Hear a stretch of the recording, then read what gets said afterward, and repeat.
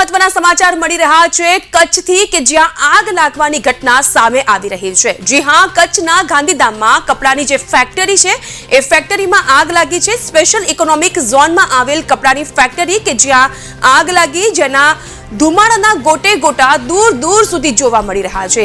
3 ફાયરની ગાડી છે એ ઘટના સ્થળ પર પહોંચી ચૂકી છે। આગને કાબૂમાં લેવા માટેનો પણ પ્રયાસ કરવામાં આવી રહ્યો છે। જો કે આ આગ જે વિકરાળ સ્વરૂપમાં ફેલાઈ ચૂકી છે, ફાયર ફાઈટરનો કાફલો પણ આગ પર કાબુ મેળવવા માટે જહેમત ઉઠાવી રહ્યો છે, પરંતુ કપડાની ફેક્ટરીમાં આગ કયા કારણોસર લાગી તે હજુ સુધી જાણી શકાયું નથી।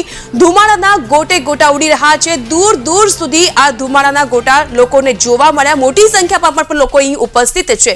સૌથી મોટો સવાલ એ છે કે ઉનાળાની શરૂઆત થાય તે પહેલા જ આગની ઘટનાઓમાં નોંધપાત્ર વધારો થતો જોવા મળી રહ્યો છે। કચ્છના ગાંધીધામની આપણે વાત કરી રહ્યા છીએ કે જ્યાં કપડાની ફેક્ટરી અને કપડાની ફેક્ટરીમાં અચાનક જ ભીષણ આગ ભભૂકી ઉઠી કે જેમાં અત્યારે ફાયર ફાઈટરનો કાફલો તો પહોંચી ચૂક્યો છે। 3 જેટલી ગાડી પહોંચી ચૂકી છે। સતત પાણીનો મારો ચલાવવામાં આવી રહ્યો છે અને અહીં આ વિકરાળ બનેલી આગને કાબૂમાં લેવાના અથાગ પ્રયાસો ચાલી રહ્યા છે। ત્યારબાદ ફોગિંગ કરવામાં આવશે। જો કે આ આગ કપડાની ફેક્ટરીમાં કયા કારણોસર લાગી છે તે હજુ સુધી જાણી શકાયું નથી।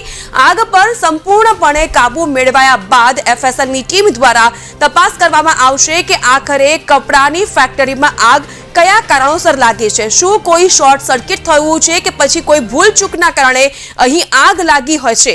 એટલે આ તમામ બાબત ઉપર ત્યારે જ પડદો ઉચકાશે કે જ્યારે આગ પર સંપૂર્ણપણે રાહત મેળવી લેવામાં આવશે, આગ પર કાબુ મેળવી લેવામાં આવશે અને ત્યારબાદ એફએસએલ દ્વારા જે તપાસ કરવામાં આવશે ત્યારે જાણ થશે।